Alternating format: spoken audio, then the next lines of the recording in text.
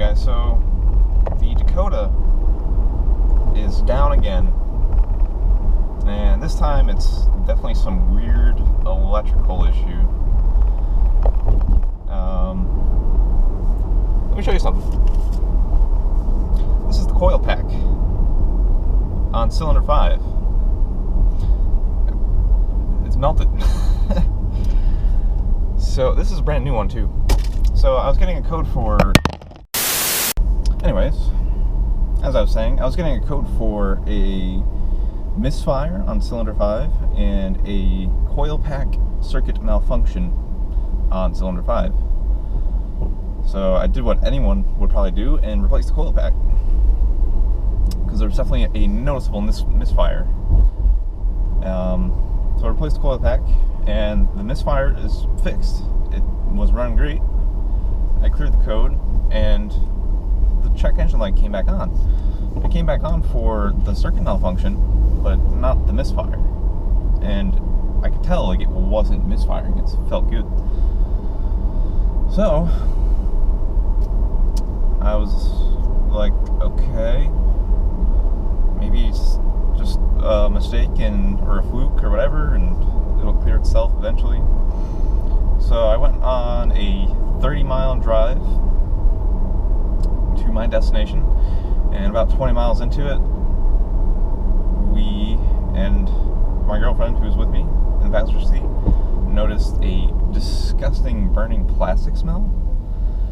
And I was like, well, we're already more than halfway there to our destination, so let's just keep going. And literally about 10 or 15 seconds after I said that, the engine just dies. So coast into a parking lot, and we're there for a while. While we're waiting for the tow truck, I noticed that the coil there is messed up looking, and so I actually unplug it just to see if it'll run on 7 cylinders, and it just wouldn't even try to fire. Cranks over, but it's definitely missing something, spark, or probably spark. It's missing spark, fuel, or air or something. It's not firing. So I'm taking this coil pack back to Advanced Auto where I bought it.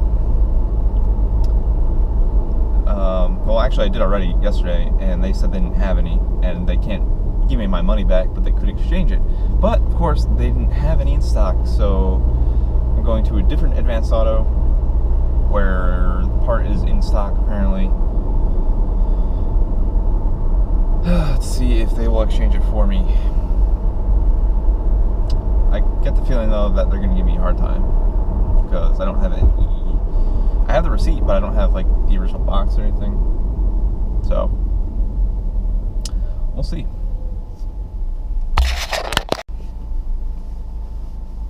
Another thing too that happened, actually, I just thought of while I'm still driving there, is on that era of Dodge cars and trucks, I don't know about the older ones or newer ones, but with those, if you turn the key to on and off 3 times, it'll actually display the engine codes on the odometer. And right now, before I left for that trip, actually, it was displaying that circuit malfunction code. But now when I do that, it's not displaying any code, but the check engine light is still on. So I'm really confused about what is happening with it right now. So I guess we'll see. But anyways, I guess I'll pick this back up once I get to the truck.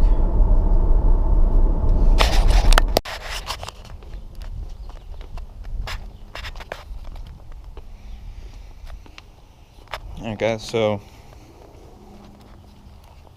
a little update.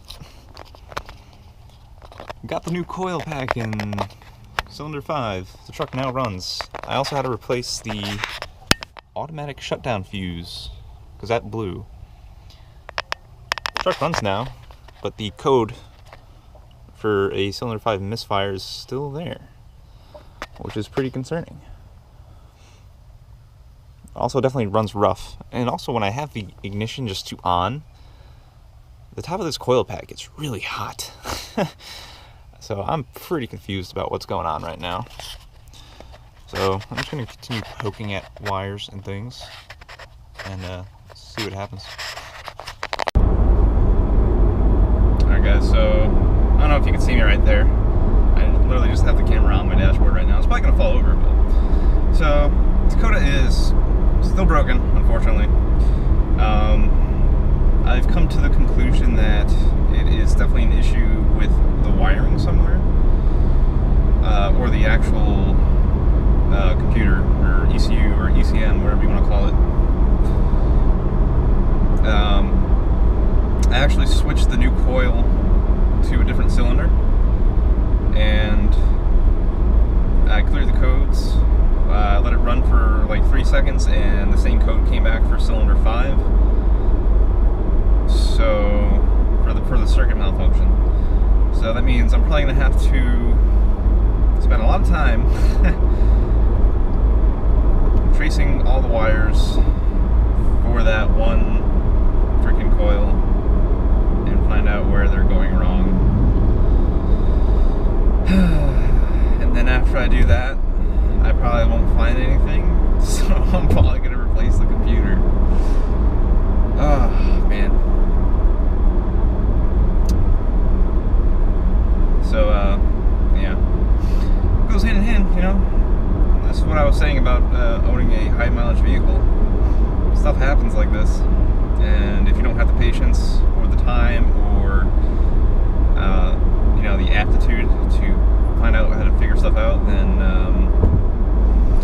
camera's gonna fall, camera's gonna fall. No? Okay.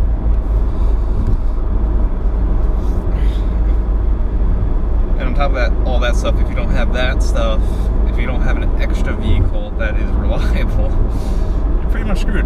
And everything's gonna cost you a lot of money.